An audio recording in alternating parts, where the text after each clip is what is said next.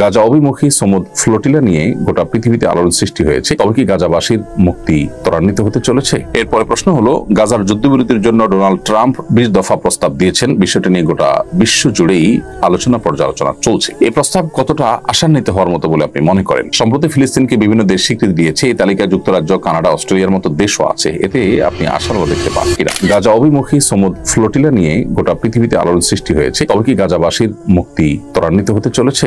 প্রিয় দর্শক, এই প্রশ্নের উত্তর দেওয়া খুব কঠিন, কারণ যে অত্যাচারী গোষ্ঠীর বিরুদ্ধে গোটা পৃথিবীর ধর্ম বর্ণ নির্বিশেষে প্রত্যেক সচেতন বিবেকবান মানুষজন জেগে উঠেছেন এবং বিশেষ করে বিভিন্ন প্রান্তের মানুষজন, অন্য ধর্মাবলম্বীরাও পর্যন্ত এই নৌ অভিযানে অংশগ্রহণ করেছেন এবং বিভিন্ন রকমের নৌযান নিয়ে তারা গাজার দিকে রওনা হয়েছেন। সন্দেহাতীতভাবে এটি পজিটিভ একটি উদ্যোগ।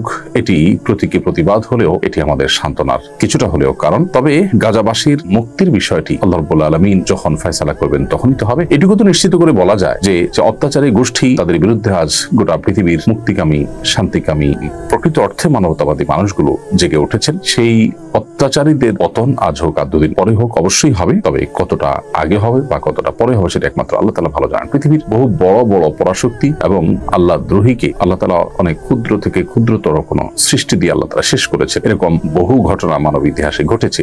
অতএব এই জগদ্দল পাথর যেটি গাজাবাসীর বুকের উপরে চাপ চেপে বসেছে, যে জালেম এবং অত্যাচারী অপশক্তির বিরুদ্ধে গোটা পৃথিবীর মুক্তিকামী মানুষজন ফুসে উঠেছে, তাদের ধ্বংস, তাদের পতন আল্লাহ তাআলা এই সমুদ্র ফ্লোটিলা বা এই নৌ অভিযানের মাধ্যমেই করবেন, নাকি এর চাইতে ছোট কিংবা বড় কোনো কিছু দিয়ে করবেন, সেটা একমাত্র আল্লাহ তাআলা ভালো জানেন। তবে সন্দেহাতীতভাবে সেখানকার মানুষের জন্য পৃথিবীর বিভিন্ন প্রান্তের মুক্তিকামী কিছু মানুষজনের যে প্রচেষ্টা, সেটা সাধুবাদ পাওয়ার যোগ্য। এবং এখান থেকে আরেকটি উপলব্ধি আমাদের হওয়া দরকার, সেটা হলো আমরা যারা নিজেদেরকে মুসলিম দাবি করছি, আমরা যে আসলে অনেক কিছুই অন্তত উদ্যোগ নিতে পারতাম, চেষ্টাটা অন্তত করতে পারতাম। এখান থেকে সেটা বোধ হয় নতুন করে আমাদের বোঝার সুযোগ হয়েছে। আল্লাহ তাআলা আমি সহ আমাদের সবাইকে আমাদের এই অক্ষমতার এই অচলায়তন এটা ভেঙে আল্লাহ তাআলা আমাদেরকে আমাদের সাধ্য অনুযায়ী যা করার আছে তার সর্বোচ্চটুকু করার তৌফিক দান করুন গাজাবাসীর মুক্তির জন্য। বিশেষ করে মুসলিম রাষ্ট্রপ্রধানগুলো, তারা তাদের যে দায়িত্বশীলতার জায়গা আছে সেখান থেকে তারা আরো অনেক কিছু করবার সুযোগ আছে, সেটি তাদের করার তৌফিক আল্লাহ তাআলা দান করুন। এবং সমুদ্র ফ্লোটিলার এই গাজাবাসীর জন্য যে তাদের প্রচেষ্টা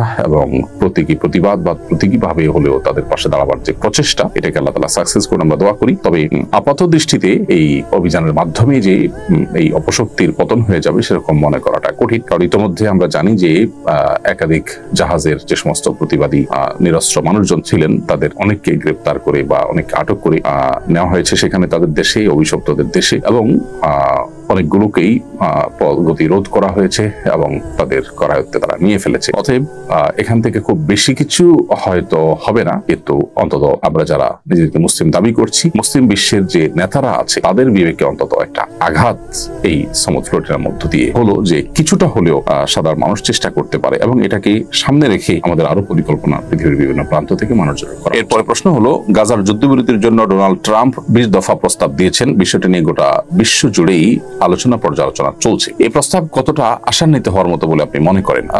গুরুত্বপূর্ণ প্রশ্ন। প্রথম কথা হলো যে এই প্রস্তাবের বেশ কিছু পয়েন্ট আছে যেগুলোর দিকে তাকালে এখান থেকে আসলে আশান্বিত হওয়ার মতো তেমন কিছু আমরা দেখি না। তবে একটা হলো গাজার শাসন ব্যবস্থা কেমন হবে। এই প্রস্তাবগুলোর মধ্যে থেকে একটি পয়েন্টে বলা আছে যে এখানে অস্থায়ী, নির্দলীয় এবং টেকনোক্রেট ফিলিস্তিনি কমিটি হবে। এটা কাদের কন্ট্রোলে থাকবে, কারা কিভাবে পরিচালনা করবে এবং এখানে গাজাবাসীদের স্বাধীনতা এটা চূড়ান্ত করবে কিনা সেরকম কোনো কিছু কিন্তু এখানে পরিষ্কারভাবে বলা নেই। বরং এই কমিটি গঠিত হওয়ার ক্ষেত্রে কে সদস্য নির্বাচন করবে সেটারও পরিষ্কার কোনো দিক নির্দেশনা নেই। অতএব এখানে এক ধরনের ধোঁয়াশা থেকেই যায় যে লাউ সেই কদুই হয় কিনা। দ্বিতীয়ত, গাজার নিরাপত্তা দেখার জন্য অস্থায়ী আন্তর্জাতিক শান্তি বাহিনী রাখার কথা বলা আছে। বাহিনীতে কোন দেশের সৈনিক থাকতে পারবে, কোন দেশের সৈনিক রাখা হবে, কোন দেশ থাকতে চাইলে তাদেরকে রাখা না রাখার এই বিষয়টা কাদের হাতে থাকবে বলা বাহুল্য, যে এটা তাদের হাতেই থাকবে দিন শেষে। তো এরকম যদি হয় তাহলে সেক্ষেত্রে এখান থেকে আসলে আশান্বিত হওয়ার মতো তেমন কোনো বিষয় হয়তো নেই। তবে তারপরও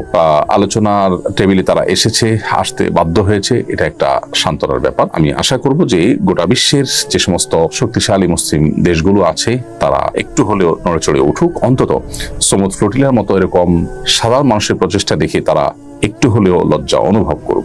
এখানে যে সমস্ত প্রস্তাবগুলো রয়েছে এর মধ্যে থেকে হামাস অস্ত্র ছাড়লে সেটার মান অগ্রগতি এবং সময়সীমা এগুলো বিবেচনা করে তারপরে তারা গাজা থেকে সরবে, এরকমটি বলা আছে। এখন কথা হলো যে অগ্রগতি হয়েছে কি হয় না, মান যথাযথ হয়েছে কি হয়নি, সেটা মাপার তো কোনো যন্ত্র নেই। তারা তাদের মতো করে যখন তারা এখানে খুঁটি গেড়ে বসে থাকতে চাইবে, তখন তারা বলবে যে অগ্রগতি হয়নি, মান যথাযথ হয়নি। অতএব এখানেও এক ধরনের ধোঁকা পরিষ্কারভাবে রয়েছে। ঠিক একইভাবে গাজা সন্ত্রাসী হুমকি থেকে যথাযথ নিরাপদ না হওয়া পর্যন্ত ইসরায়েল একটি নিরাপত্তা বেষ্টনী ধরে রাখবে, এই কথা বলা আছে। এখন যথাযথ নিরাপদ হওয়া না হওয়ার বিষয়টি এটা তো সম্পূর্ণ তাদের ইচ্ছার উপর নির্ভর করে, অর্থাৎ এখনো সেটা যথাযথ নিরাপদ হয়েছে কি হয়নি এ কথারই নির্ধারণ করবে দিন শেষে সেই রাষ্ট্রই। তাহলে সেক্ষেত্রে এখানে আসলে গাজাবাসীর মুক্তি বা তাদের জন্য কোনো শুভ সংবাদ হওয়ার মতো তেমন কিছু এই পয়েন্ট থেকেও দেখা যাচ্ছে না।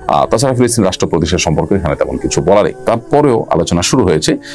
মুসলিম রাষ্ট্রপ্রধানরা এবং গোটা বিশ্বের মুসলমান এবং মুক্তিকামী মানুষেরা সবাই যদি তাদের মেরুদণ্ডকে শক্ত করে প্রতিবাদকে সর্বোচ্চ জোরালোভাবে তারা অব্যাহত রাখতে পারেন, হয়তোবা গাজাবাসীর স্বার্থ কিছুটা হলেও আরো পরিষ্কারভাবে সুরক্ষিত। সম্প্রতি ফিলিস্তিনকে বিভিন্ন দেশ স্বীকৃতি দিয়েছে। এই তালিকায় যুক্তরাজ্য, কানাডা, অস্ট্রেলিয়ার মতো দেশও আছে। এতে আপনি আশার আলো দেখতে পান কিনা? আলহামদুলিল্লাহ, এই সমস্ত দেশগুলো যেমন স্বীকৃতি দিয়েছে ফিলিস্তিনকে, সেই সাথে ইউরোপের অনেক দেশ ইসরায়েলি আগ্রাসনের বিরুদ্ধে বেশ কড়া এবং জোরালো ভাষা প্রতিবাদ জানিয়েছে। যদিও এই অভিশপ্ত দেশটির সরকার প্রধান ইতিমধ্যে বলেছে যে অনেকেই প্রকাশ্যে তাদের সমালোচনা করলেও গোপনে তাদেরকে প্রশংসা করে। যদিও এই মিথ্যাবাদের কথা কতটা বিশ্বাসযোগ্য সেটা আল্লাহ তাআলা ভালো জানেন। তবে এই যে বাহ্যিক স্বীকৃতি দেওয়া হয়েছে ফিলিস্তিনিদেরকে এবং তাদের জন্য যে অনেক অমুসলিম দেশগুলো পর্যন্ত সমবেথী হচ্ছে, এটি কিছুটা হলেও সান্ত্বনার কাজ দিবে। তবে এটি তাদের মুক্তির পথকে ত্বরান্বিত করে দিবে বা তাদের মুক্তির নিশ্চয়তা দিবে সেরকম তো কোনো বিষয় নয়। এই অভিশপ্তদের আগ্রাসন যতক্ষণ পর্যন্ত বন্ধ না হচ্ছে ততক্ষণ পর্যন্ত এই মৌখিক সমর্থন বা মৌখিক স্বীকৃতি দেওয়া আসলে তেমন কোনো ফল বয়ে আনবে না। তারপরও এই স্বীকৃতি কার্যকর হোক, এটা মৌখিক স্বীকৃতি শুধু না থাকুক এবং তাদের মুক্তির পথ আরো সুগম হোক, সে দোয়া যেমন আমরা করছি। তেমনি ভাবে এই অর্থে এবং সেই কারণে যে তাদের মুক্তির পথ একটু হলেও সুগম হতে পারে, তার জন্য চেষ্টাটা অন্তত শুরু হয়েছে। সুধারণা করে এখানে যারা যে সমস্ত দেশগুলো তাদেরকে স্বীকৃতি দিয়েছে তাদেরকে অবশ্যই সাধুবাদ আমরা জানাই। তবে এটা আমাদের মনে রাখতে হবে যে অভিশপ্তরা তাদের এই ঘৃণ্য কর্মকাণ্ড এবং জুলুমের বিভিন্ন ধাপে ধাপে এসে আমাদের চোখে তুলে দেওয়ার নানামুখী চেষ্টাও তারা করে। সেরকমটি যেন এক্ষেত্রে না হয়, বরং এক্ষেত্রে যেন সত্যিই এই মাজলুম মানুষদের মুক্তির পথ সুগম হয়।